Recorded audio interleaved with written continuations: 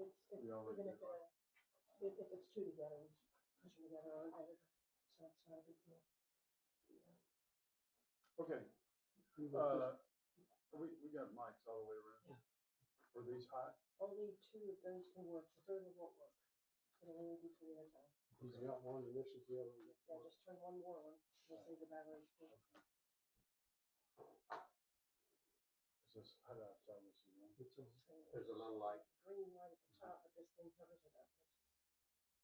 Is that board hat? This, problem. it was on, but I couldn't I see it. thought I saw it. Technology. I couldn't see it. It was on, but it It's was on until it's off. It's technology. Take my word for it. The word still it don't. Okay, we set. Okay, I'm John Wirtz here, and it is 6 p.m. on Tuesday, November 4th. We are actually interviewing Brett Jensen for Congressional District Seat 8. With me is Larry Rogers, Kenneth Ernest, Louise Pedraza, and Lana Hort. Welcome.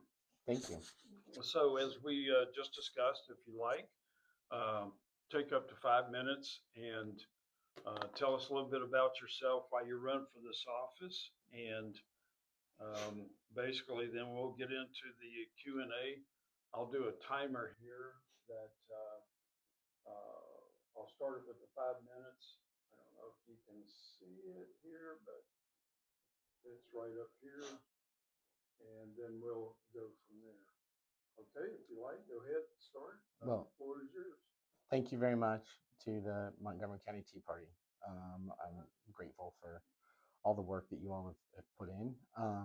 My name is Brett Jensen. I have lived in this area for about 15 years. Most of that time, obviously the district lines keep getting shifted a little bit in this part of town, but I have a 6.5-year-old daughter who's in the first grade, and a wife. I'm originally from Denver, Colorado, but I spent a large part of my life in Texas working in the oil fields of South and West Texas. Um, I have never envisioned that I would run for elected office. But I did stay at a Holiday Inn Express last night. This is a new journey for me, but I believe that our nation is at a crossroads. We are in a war.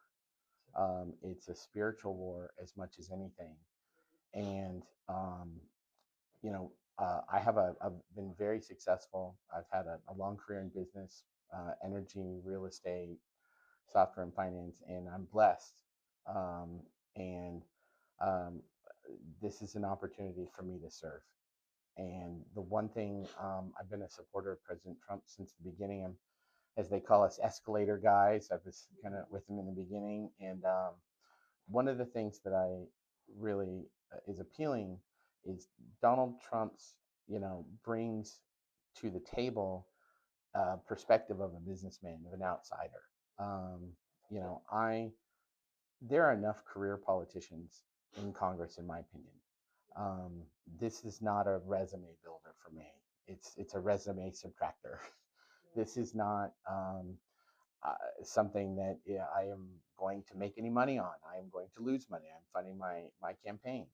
Um, this is very much about service, about being able to look at my daughter Natalie and say, when the time came, even though running for office isn't the most appealing job, um, I knew in my heart that I did the right thing and stood up, because there are a lot of people in DC that aren't. And um, you know, Being able to fight like Donald Trump has, he's kind of shown us that, you know, not giving in, not kind of just always going along to get along, is how you solve problems. Um, Obviously, we all live in Texas. I've spent a large part of my life in South Texas working on the border. I understand the damage that the border crisis. I mean, and it is a crisis and was a crisis.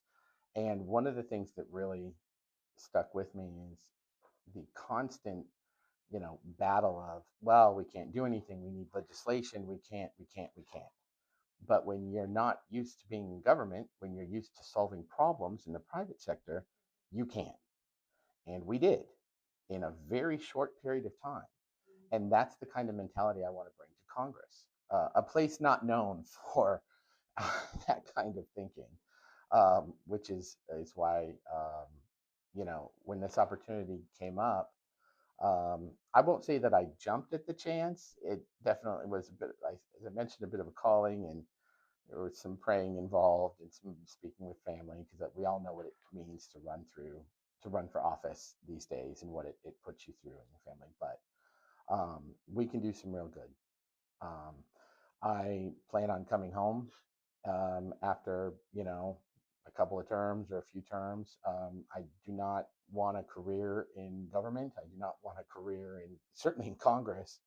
Um, you know, I I like my life here. I love living here. This is home. I want to be with my daughter, but I want to bring the perspective of us, of all of us, of our community, and of our home back to DC, which I don't feel is being represented right now. So I'll end with that, and I look forward to your questions. Thank you. Okay, thank you. And thank you for filling out our questionnaire and coming in tonight. Give me a second, and I'll get this reset. Okay.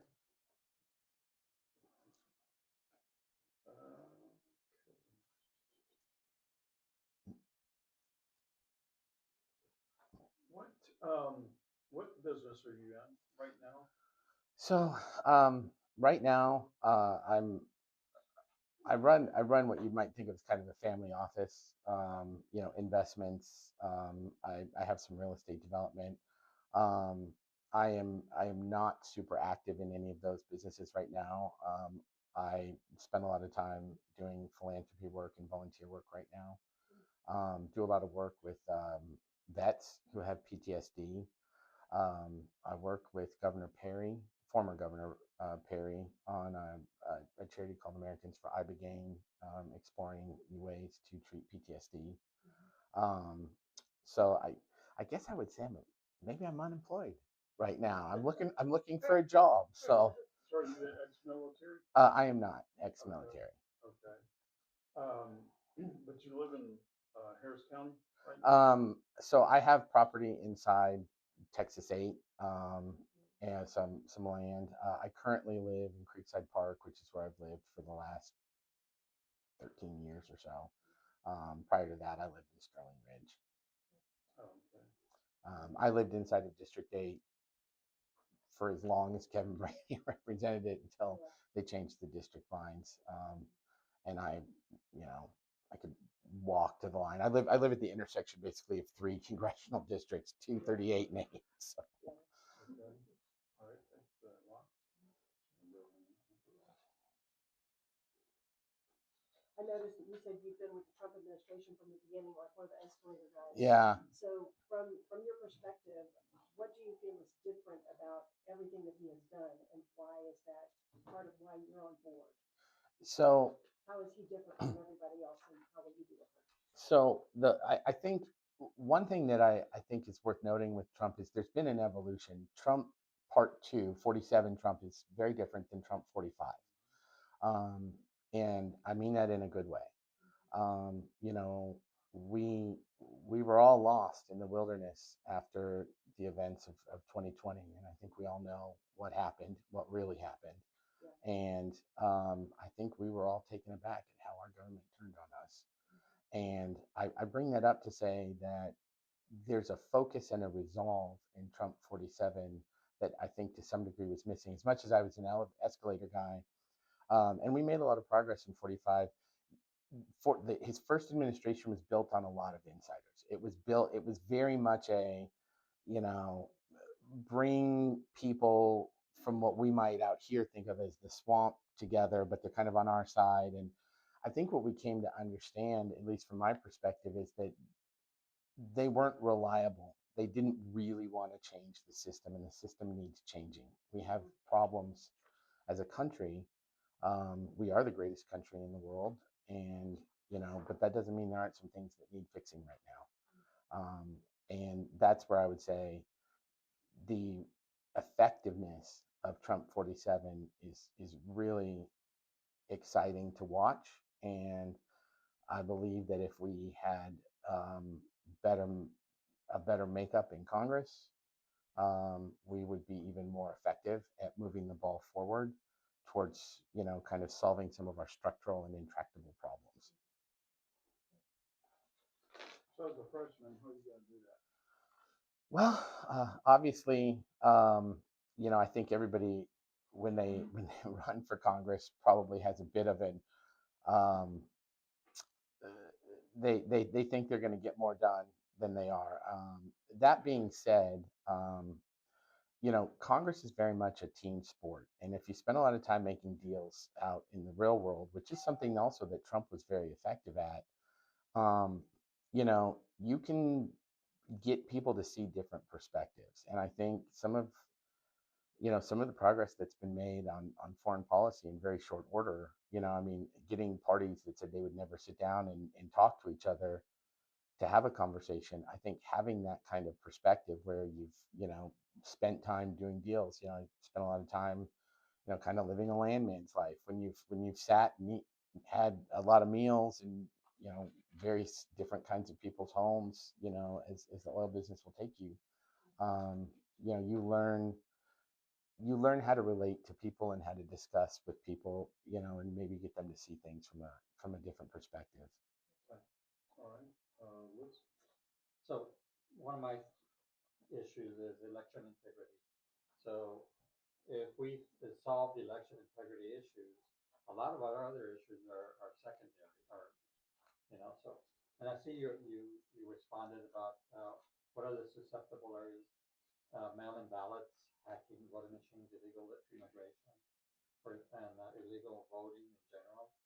So how would you tackle this monster, because it is a monster? So I think we probably need a multi-pronged approach, and I think everybody at this table is old enough to remember that we had election day in this country, that we all went and voted together.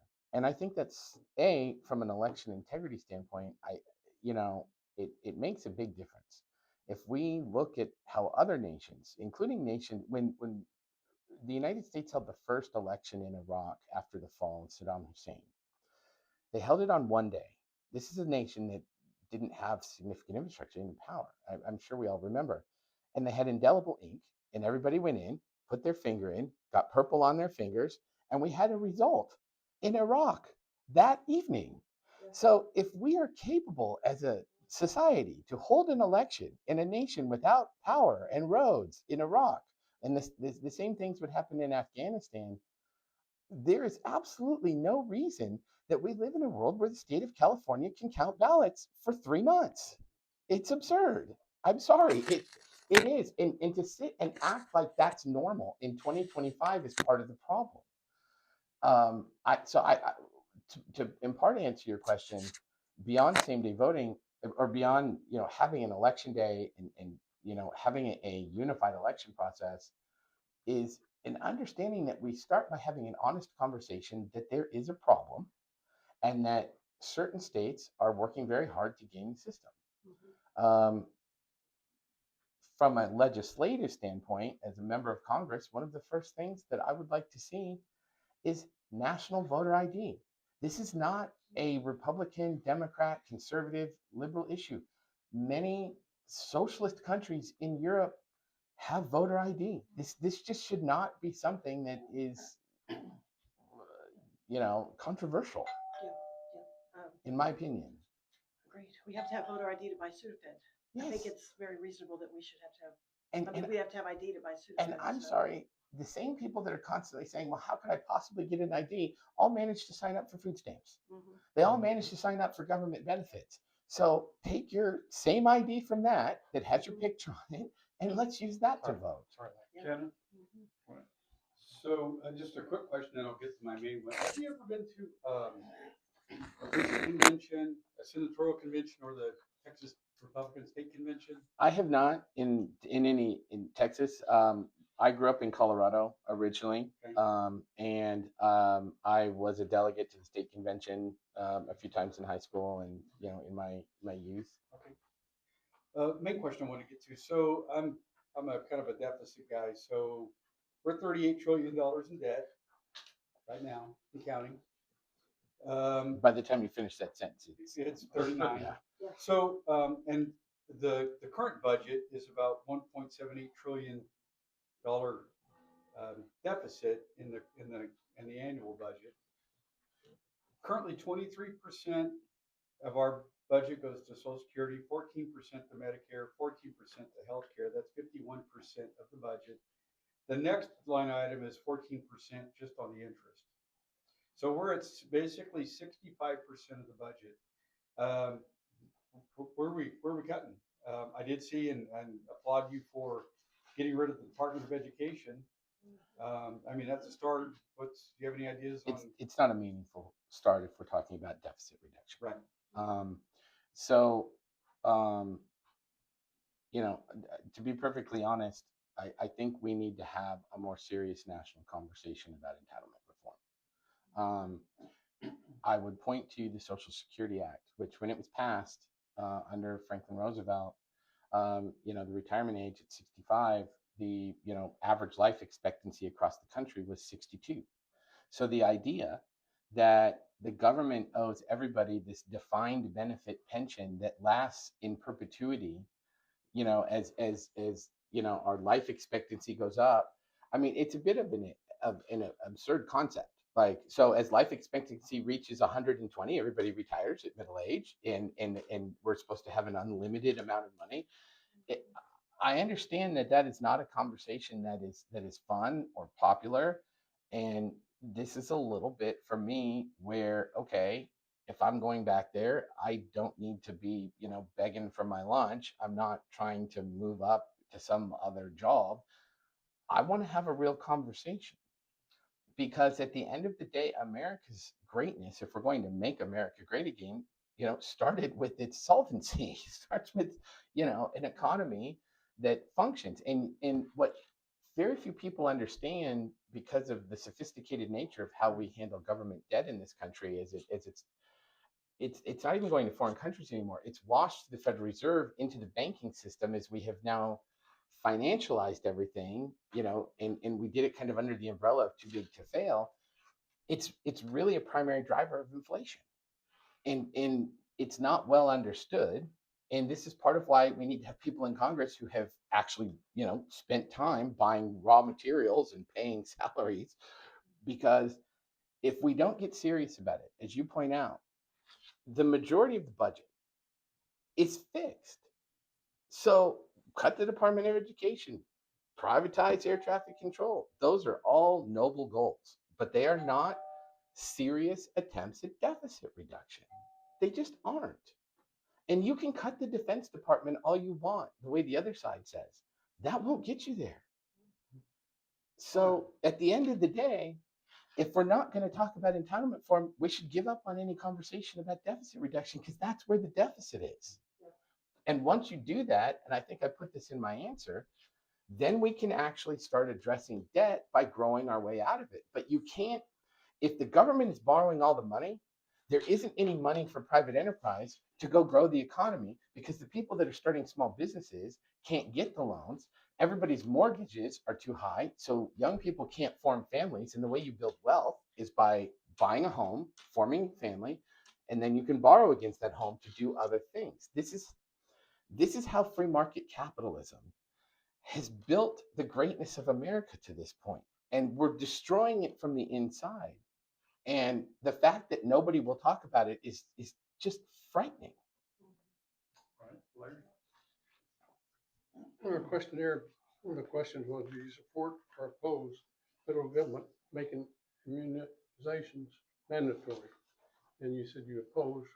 Could you elaborate a little bit on that? For sure. I oppose for two reasons. One, I come to my understanding, as someone who believes that the government exists at the will of the people. And what I mean by that is that when the Constitution was drafted, all of our founders knew that the government needed to exist in a box of enumerated powers. And over time, particularly in the 20th century, we've we've developed kind of a numbness to this as a society that, well, the government can just tell people what to do.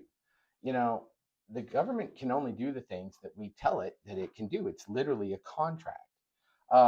So in that regard, I'm automatically suspect of governmental programs that assume control over somebody's life, um, particularly intervening in the parent-child relationship. The other part to why I answered that question the way it is I think we all need to be very skeptical in a post-COVID world. Um, the entirety of the COVID experience, I'll just call it that, should be eye-opening to all of us. That the government would treat its own citizens that way, that we had people in the government that didn't understand, had no authority to do the things that they did, and then to outright expect everybody to take a vaccine that the testing was questionable. I'll say that. Look, you want to take it, take it. I'm not telling people not to take it. What I'm saying is the heavy-handed, you can't get on an airplane, you can't go out, your kids can't go to school, um,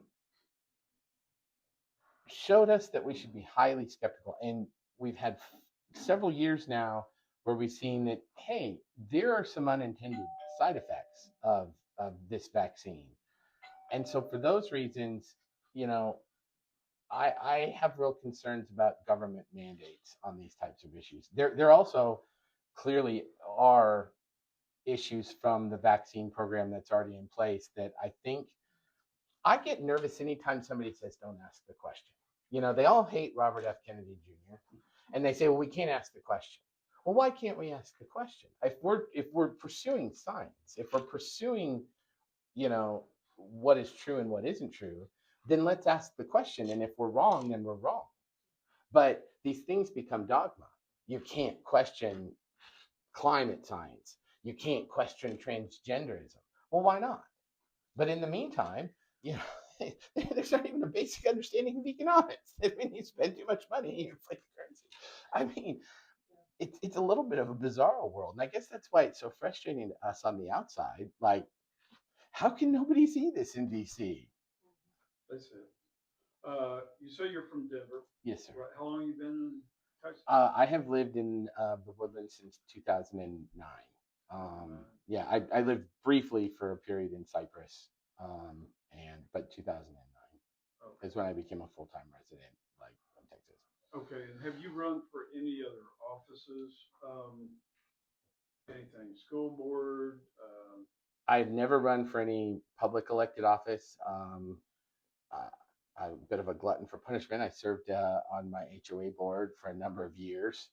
But other than that, and I've served on the church board and things like that. But as far as an elected office in a public capacity, no, sir.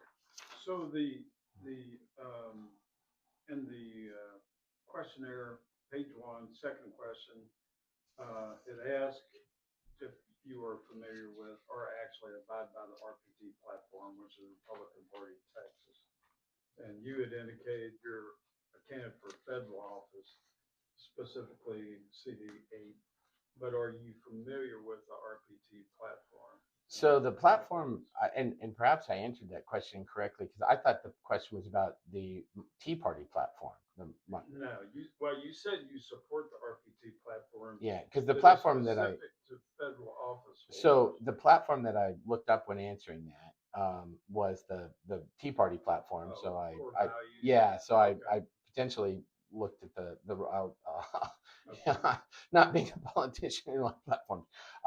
But yes, I do support the platform, and my point about the answer is, look, I'm focused on going back to do a job, and that would be to be a member of Congress, and that's where my focus is, and that's where my head is at. That's where I believe I can help things. Okay, one. You had put here something about term limits, and you'd said you would do some, and you'd already signed the term limit pledge. Do you think that is vital to saving our government at this point? Particularly for the House of Representatives, yes. Yeah. The House of Representatives, which literally predates the Constitution, as James Madison showed up with the Virginia plan, and the most well vetted part was the House of Representatives, was meant to be basically different people from the district would go back for a term or two and would never lose sight of where they came from. It wasn't a career. And that's why they gave the power of taxation and the power of budgeting and the purse to the House of Representatives. They wanted the people in control. The idea that someone like Nancy Pelosi is retiring after 40 plus years in the House of Representatives, uh, they would have started another Revolutionary War over such an absurd concept. So I am absolutely in favor. The one thing I will say for term limits is, to be most effective, it needs to be done at the federal level, and it needs to be for everybody. Because what's going to happen is you have this permanent class of people that work in Congress who, if some of us are term limiting out, it's built on seniority. The California Democrats are not going to follow through. And then you have this permanent class of staffers that end up just running things. It'll be another version of the swampy administrative state bureaucracy that we're already fighting in the executive branch. But I am 100%. I think it should have been in the Constitution. It's probably one of those rare misses. It should have been in the Bill of Rights. I mean, they understood that this was not supposed to be a lifetime tenure kind of thing. My question is kind of in two parts. The cause of the national deficit, you said runaway entitlement spending. And by the way, like I started collecting Social Security here recently. I don't call it an entitlement because I paid into the system. An entitlement is when you haven't really financed it or paid into it, and you're getting some benefit from it. Yeah, one of them. My question really is illegal or do you support?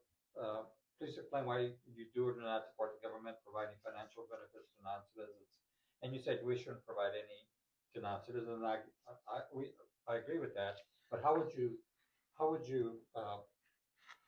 do that? Because really, there's so much gaming in the system.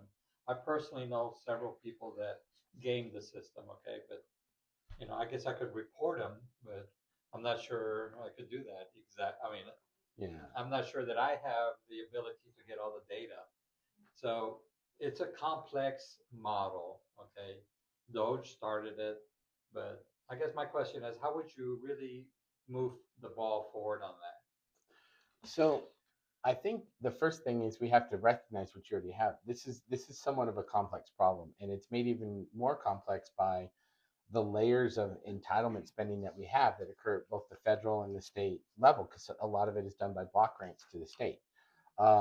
So the first step is, I think one of the good things that's come out of the beginnings of the Trump administration is a solid investment in immigration enforcement. If people who aren't legally supposed to be in the United States are not in the United States, it's very easy to make sure that they don't collect benefits that don't belong to them. And I think that's, sort of the root of the problem. That's not the only solution to the problem, but I think it's important to recognize where the problem originates, which is the problem is illegal immigration. The problem isn't necessarily how do we administer benefits.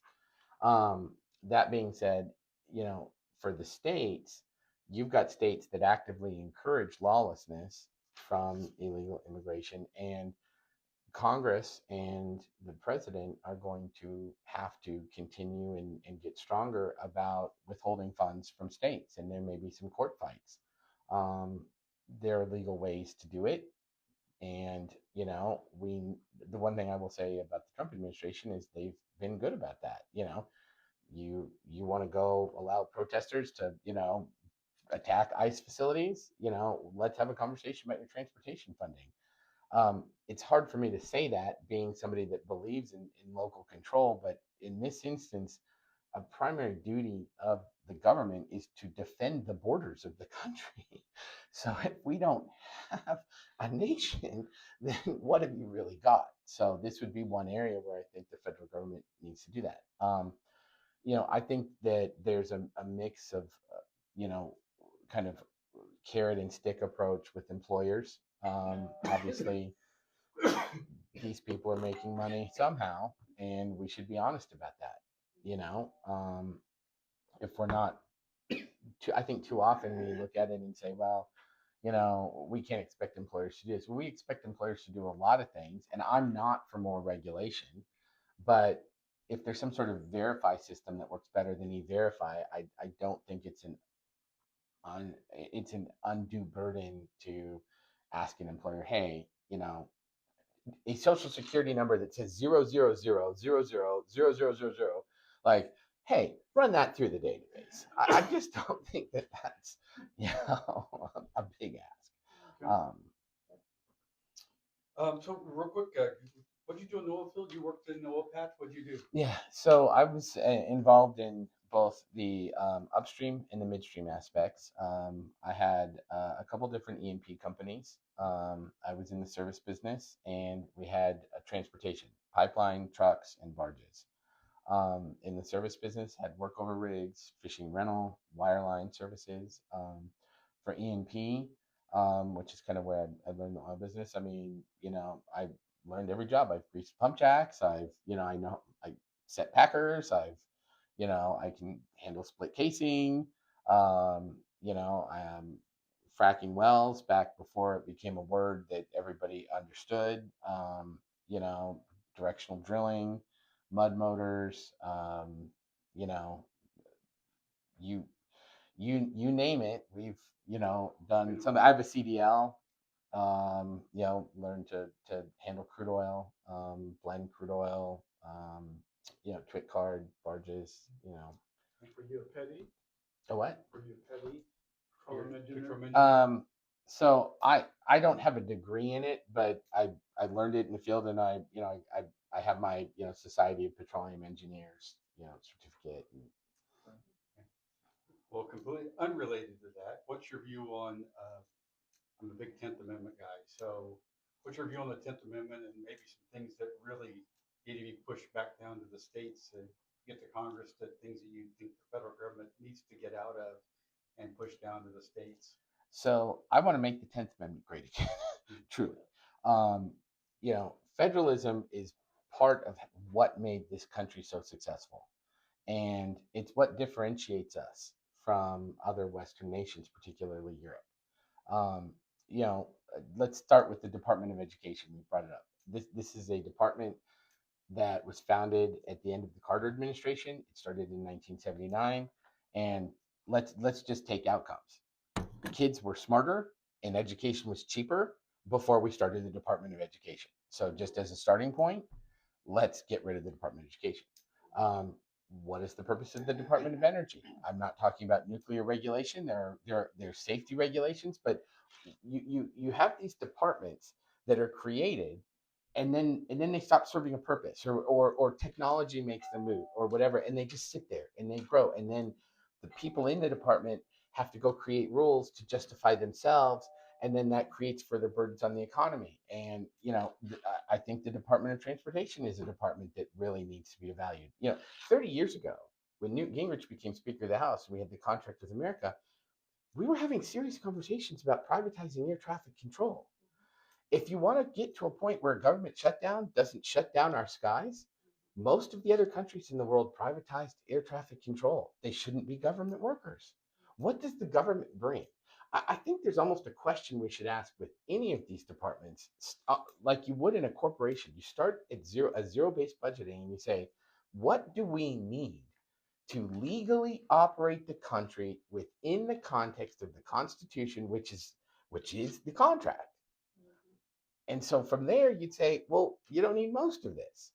Um, you know, there, I am not an expert at all aspects of agriculture, but the time that I've spent around farmers in the oil fields, I certainly know that the Department of Agriculture is way too big, and a lot of those functions should be done by the state.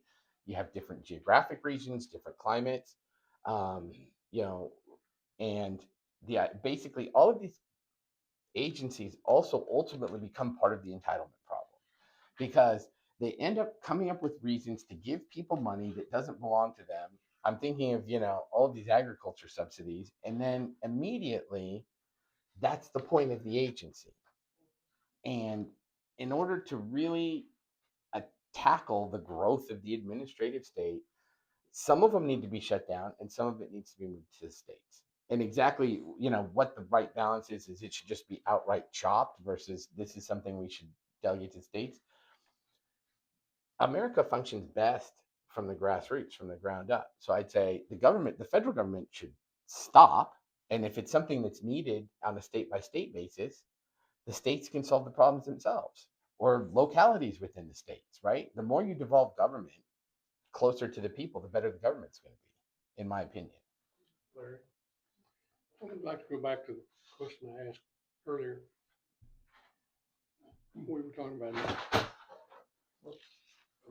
making the federal government making it mandatory for kids to get vaccinations. Back in many years ago, we had polio, we had measles. I think I'm so old that first time I got shots, it was three of them. And so should that be a local thing, not a federal thing? Explain a little bit more. Sure.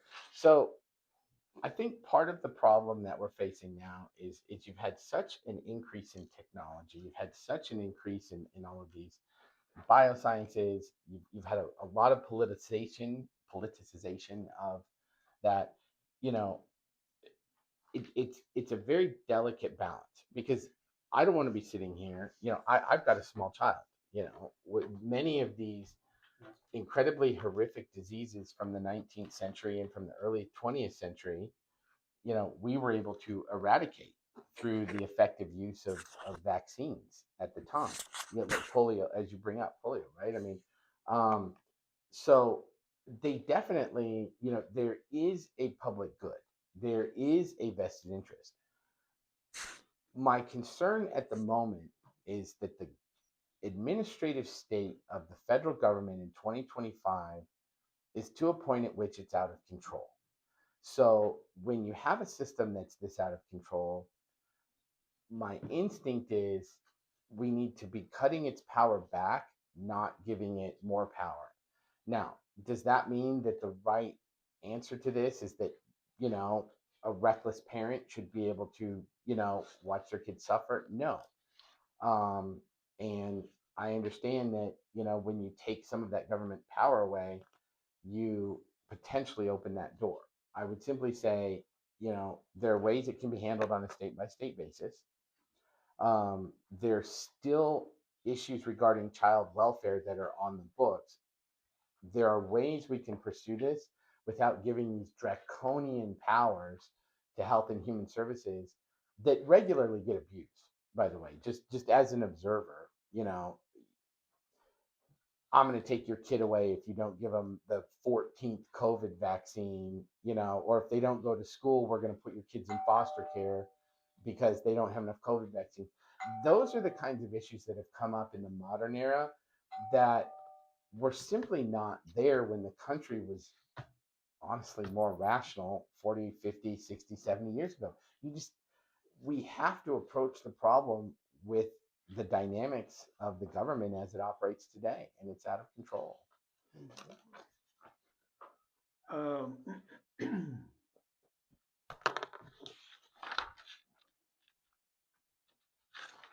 So this is a pretty high level position. You got two opponents so far, right? Yes. That you're aware of. I mean, I think there are a few other kind of garage band people that they may not have felt. I mean, I just, you go look at the registration on the FEC, and you're like, wow, who are these people? Yeah. So, how much do you think it's going to take to win this? Money wise. Money wise, so our budget is right around $3 million. I've put a couple million in. I hope not to spend that. I think it's a sad commentary on the state of affairs in the United States that this is what congressional races cost. Houston is an incredibly expensive media market. That's what drives the cost up. Um, you know, um, there are some organizations that likely will come in and help. Um, that being said, I'm committed to seeing this through. I would love to sit here and tell you that we're not going to spend all that money. I can tell you all I have a vested interest, much more so than any other candidate. And you're writing those checks yourself. And I'm doing my best to manage those costs, and that's my plan. Um, but I would also tell you I'm a first-time candidate, and so the ins and outs of budgeting for a campaign are new to me. Okay. Wow. If you had to say what differentiates you from the main two opponents that are, would you say your two front runners right Yeah. now in the race, what would you say makes you different from them? So, obviously, let's start with the I mean, we should use each other's names at this point. Yeah. I want to be polite. In Jessica's case, I don't know her super well. Um, but I would simply say that, from a resume perspective, if we want things to be different, we're going to need to do something different. And, somebody who has not spent time in the private sector, in the real world, has basically, starting off as a lawyer, you're kind of already heading in the wrong direction, in my opinion. And to, spend time in DC, kind of like work in different government jobs, kind of do that sort of thing. Um, that's a very typical resume for somebody in Congress. And I think we, have a pretty good read on that. My thesis is we need people who are different, people who are outsiders, people who don't have that kind of resume, who haven't planned out their life at various, I'm run for this office, run for this office. And one other thing in her case, this is just from, I've been asked over the years to donate money to all sorts of things. And I know this is like the third or fourth race this cycle that she looked at, because I was asked to donate to a state Senate race at one point on her behalf. And I think there was also a potential run against Dan Crenshaw. So, I would say I'm looking to go back and serve. And near as I can tell, and I don't want to put words in anybody's mouth, you know, in her case, she's looking for, this is a step on her political career. In the case of, I assume you're talking about Mr. Tran. I've only met him actually once or twice. I don't know him. I don't know a lot about him. His service is, thank you to him for his service and for anybody that's willing to do that. I think he's got, a pretty interesting life story, obviously coming from Vietnam and being through that. Um, I would say that what differentiates me is, I've had a lot of experience in the real world, in the private sector. When you've had thousands of employees, when you've, made a lot of money, when you've gone out and done this, as we've seen with Trump, you learn to fight. You have to. And I would, without knowing a lot about his background, I would certainly tell you that I am battle tested in the kinds of ways that you need to be in DC. Um, a lot of people who have military experience go back to DC, and their military experience is very honorable, and but the environment back there is very different. And I think we've seen with a lot of different Navy SEALs and people who have had that without additional business experience, that they aren't successful at moving the agenda forward because it's a very different environment. Luis, we got about 5 minutes. The World Trade Organization, I see that you said, let's stay in it because we need to be a leader. Can you kind of elaborate on that? Because I think they've gone a little to the left or very much to the left. So how do we fix? I mean, how do we survive in that? So, my concern on just abandoning the WTO in particular is I think that needs to be viewed through the lens of how we deal with China. China views their relationship with trade and via trade and with the United States and their relationship using trade with other countries through a geopolitical lens. China isn't about growing their economy. China is about growing their political and territorial influence over other countries. Should the US decide to walk away from the World Trade Organization, it leaves a vacuum there and China will take it over. There is simply no other group of nations strong enough to stand up to the Chinese influence, which is already pretty dramatic on the WTO. You know, we could argue whether or not it was a good idea to let China in the late 90s under the Clinton administration, but that's water under the bridge. Yeah, They're already in. And so now what we need to do is we need to retake our leadership role. And what I mean by that is I agree with you. It's moved too far left. It's become a socialist organization. They're talking about climate change. The United States, particularly the United States Senate, and I would say this same thing is true. You didn't ask, but I'm going to put it out there. Is true of the United Nations. Oh, yeah. The United States funds all of these organizations, and it is time we put our foot down and say, no, we're cutting the money off because as we've seen from the World Health Organization, where the United States did do that, there aren't other countries coming in to take our place. It's kind of like a petulant child that's fighting over their allowance. Okay, well, we'll take the allowance away and then we'll have a conversation about what we want to talk about. And that's what I mean by staying in and exerting leadership. Okay. Okay, couple questions. So, back to China, would you support, when the Chinese invade Taiwan, would you support, defending Taiwan? Yes. You would, okay. The United States has treaty obligations as part of, we made that promise to Japan, to Korea, and basically, in a roundabout way to the Taiwanese when we allowed the, Chinese Communist Party, which once again, water under the bridge, under Kissinger, I don't know that that was necessarily the right idea, but when we allowed them to take, the Chinese place at the United Nations. And one of the things we've already seen from the failed Biden regime is in the botched Afghanistan withdrawal, other nations that are counting on us, and I am not an interventionist. I do not believe in these foreign wars. But if we've made treaty obligations, we have a responsibility to honor our word in a legal sense. Does that mean we have to send troops over? I think all of that's on the table. I don't necessarily know that I would agree with that, but we do have an obligation to help. I think probably my last question. Do you agree that we need new amendments to the Constitution for term limits and for a balanced budget amendment? Do you agree with that? Yes, I generally am not in favor. I want to keep amending the Constitution as minimal as possible. It's what separates us from, say, the six French republics or whatever that have existed. That being said, those two amendments in particular.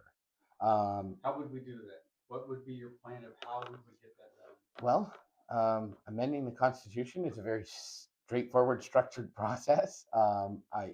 It's going to have to follow the normal process. I'm not in favor of calling a constitutional convention, which will be completely insane, and we will lose control. And if anybody thinks things are wild now, just wait till the California delegation shows up to the Constitutional Convention. We were very close in 1995. We were like a vote or two short, if I remember. I was a teenager at the time, of getting the balanced budget amendment through. The majority of states in the United States already have balanced budget amendments in their own constitution. So the state part of that process will be very straightforward. And it's just a matter of will, honestly. I think could you get not this House of Representatives, but there will be a House of Representatives, hopefully soon, where we can get it through, and the real battle is getting it through the United States Senate. One quick question. With your oil field experience and not having a degree, did you start those companies or was that a family company? So most of those companies I started, you know, the way it kind of worked in my world. So I have degrees in mathematics and international relations. Mathematics was sort of what you did for computers at the time. Um, you know, you learned by doing. And, you know, I think that I'll kind of expand on your question a little bit because I think this is important. There is too much emphasis on school learning degrees in, you know, kind of society as a whole in this country. You know, vocational education, right? Learning to do actual productive things, you know, is something that's overlooked. The world needs more plumbers than gender studies people, and plumbers are it's you know, you can get paid to learn to be a plumber. You will never meet a broke plumber. That's what I would tell if I you know, that's what I tell if I had a teenager. That's what I tell. So you know, learning, you know, kind of learning the oil field. It's, you know, obviously I, you know, had a background in, you know, I understood the geology, I understood the physics, and, you know, the chemistry. My first wife has a PhD in chemistry and ran all that stuff for Baker Hughes. Um, you know, at the end of the day, you still have to go out and do it. You have to understand how these things works, the mechanics of it. How, you know, in the case of a well, you know, like porosity and, you know, formations and, you know, how you take water out of oil and how you split gas and, you know, what's sour oil and what's sweet, what's the specific gravity. You know, you can read those in a textbook, but even the people that read them in a textbook, you have to go out there. You know, you have to go out there and do it. And you know, I believe that. You know, I've never asked somebody to do a job that I didn't learn myself or I wasn't willing to do. And I think, you know, that's also what kind of makes me a little bit unique going into Congress in that it sense, you know, when somebody's asking you to, you know, decide on regulations and you have no concept of how they affect real people in the real world because you've never worked out there, it's very different than when it's, you know, hey, you know, you can't do that. And here's why, because, you know, I've had employees or we've done this, or, you know, you don't understand the consequences of that. You think it's, you know, one way, but it's going to actually work a different way. And if you'd ever actually gone out there and done anything, you'd understand it. Okay, well, this time, take up 5 minutes for your closing and then we'll wrap it up. Well, once again, I would just like to thank you all for the time that you put in. You know, you have a lot to vet. These questionnaires are very thorough, and I really appreciate the opportunity to engage in policy. One of the things, as a new candidate who's not from the political world, that's been really kind of interesting for me is just how little policy gets discussed when we're talking about people running for office to execute, implement, and design policy. It becomes about everything else. It becomes about, you know, who the local dog catcher endorsed, who may or may not have ever even met anybody. It becomes, you know, who's wearing what color tie. It becomes anything other than the kind of conversation that we just had here for the last hour. And um, you know, everybody in your organization is clearly very civic minded, and, you know, I'm grateful for that. I wish there was more of that for all of us, because I think we'd make better choices as a country. So thank you for the opportunity. You know, and thank you also for the opportunity to come in and work to earn your endorsement. And, you know, that's what really is meaningful to me. You know, having the opportunity to say, look, here's my ideas. This is why I want to go back. You know, and if you disagree, that's great. That's what makes us Americans, you know, but we had the right kind of conversation. So thank you for that. Sure. You bet. Thank you for coming out, participating. Good luck. Thank Yeah. you. Yes, thank you very much.